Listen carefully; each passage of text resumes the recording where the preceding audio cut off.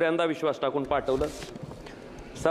सभापती महोदय, मला महाराष्ट्रातील पीक विमा योजनेबद्दल या ठिकाणी अतिशय महत्त्वाचा विषय मांडायचा आहे। सभापती महोदय, प्रधानमंत्री पीक विमा योजना नेमकी कुणासाठी आहे? शेतकऱ्यासाठी आहे का कंपन्यासाठी आहे? हा प्रश्न पडावा इतपत या योजनेची परिस्थिती आहे।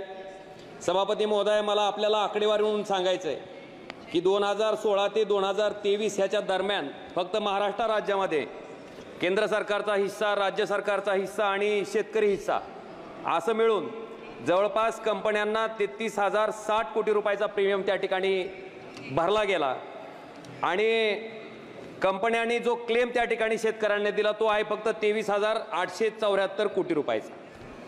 सभापती महोदय, ह्याच्यातून एवढं दिसतंय की जवळपास 9,186 कोटी रुपयाचा नफा 2016 ते 2023च्या दरम्यान ह्या विमा कंपन्यांनी त्या ठिकाणी कमावला आहे।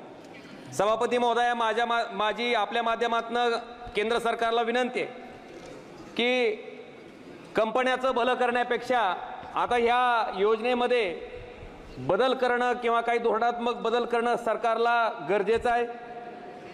1 हेक्टरचं पीक संरक्षित करण्यासाठी प्रीमियम पोटी कंपनीला जवळपास 18,000 रुपये 1 हेक्टरी त्या ठिकाणी केंद्राचा हिस्सा, राज्याचा हिस्सा आणि शेतकऱ्याचा हिस्सा म्हणून दिला जातो आणि मदत मिळताना मात्र कंपनी त्या ठिकाणी शेतकऱ्याच्या तोंडाला पानं पुसायचं काम करते।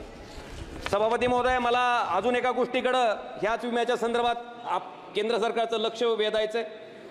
ऐन निवडणुकीच्या कालावधीमध्ये खरीप 2023च्या पीक विम्याच्या बाबतीत केंद्र सरकारनं 30 एप्रिल 2024ला एक परिपत्रक काढलं, ज्या परिपत्रकामुळं परत केंद्र सरकारचं धोरण कंपनीला धार्जिन आहे असं त्या ठिकाणी दिसतंय।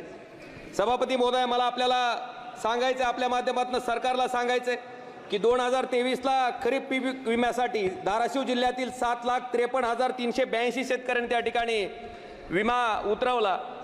पैकी 5,19,273 शेतकरी त्या ठिकाणी या विम्यापासून वंचित आहेत। सभापती महोदय, त्याचबरोबर बार्शी तालुक्यातील 88,560 शेतकऱ्यांनी त्या ठिकाणी पीक विमा उतरवला। पैकी जवळपास पूर्ण शेतकरी त्या ठिकाणी विमा अग्रिम मिळालाय पण विमा मिळण्यापासून त्या ठिकाणी वंचित आणि औसा तालुक्यातील 1,27,381 पैकी जवळपास 33,605 शेतकरी वंचित आहेत। त्याचबरोबर निलंगा तालुक्यामधले 1,46,716 पैकी 49,185 शेतकरी 49,185 शेतकरी त्या ठिकाणी वंचित आहेत। सभापती महोदय, आपल्या माध्यमातून मला सांगायचं आहे की हे परिपत्रक ऐन निवडणुकीच्या काळात आचारसंहिता असताना सरकारनं त्या ठिकाणी काढलंय।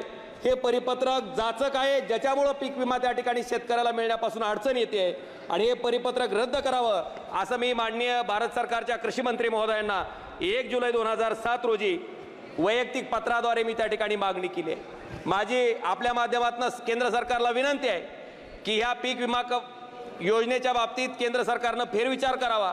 18,000 रुपये प्रीमियम कंपनीनं देण्याच्या ऐवजी डायरेक्ट शेतकऱ्यांना त्या ठिकाणी जर हे देता आलं तर मला वाटतं की शेतकऱ्याला डायरेक्ट पैसा मिळेल आणि हे 30 एप्रिल रोजी काढलेलं जे परिपत्रक आहे ते परिपत्रक मात्र तातडीनं त्या ठिकाणी रद्द करावं आणि पीक विमा मिळण्याच्या बाबतीत शेतकऱ्यांचा मार्ग त्या ठिकाणी केंद्र सरकारनं सुसह्य करावा अशी मी कळकळीची विनंती आपल्या माध्यमातून केंद्र सरकारकडे करतोय। धन्यवाद सभापती महोदय।